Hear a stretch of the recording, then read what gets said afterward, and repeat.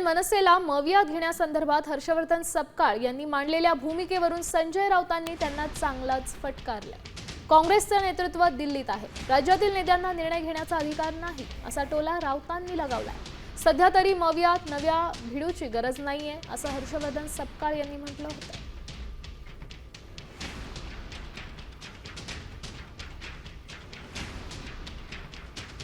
कोणी यामध्ये येत असेल किंवा कोणाचा जर याच्यामध्ये या सगळ्या विचारांनी येण्याची जर तयारी असेल तर त्यांनी जरूर इंडिया अलायन्सचे जे कन्व्हेनर आहेत त्या पातळीवर संपर्क हा साधावा आणि तुर्तास या विषयाशी कुठल्याही प्रकारची तडजोड आम्ही करणार नाही आणि करिता नवीन भिडूची आवश्यकता नाही असा देखील एकंदरीत राजकीय सूर हा आमच्या पक्षाचाच नव्हे तर महाराष्ट्रातील जनतेचा देखील हा सूर असल्याचा आमच्या निदर्शनास येत आहे। काँग्रेसचं नेतृत्व दिल्लीमध्ये, काँग्रेसच्या नेतृत्वाला इथे अधिकार घ्यायचा कोणताही निर्णय घ्यायचा अधिकार नाही हे मान्य केलं पाहिजे। महाराष्ट्रात 3 पक्ष आहेत जे स्वतः निर्णय घेऊ शकत नाहीत।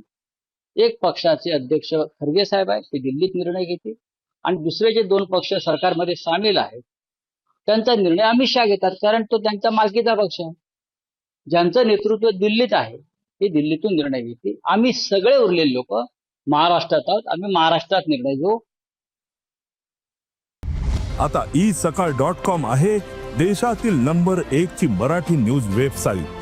प्रत्येक अपडेटसाठी isakal.com ला नक्की भेट द्या।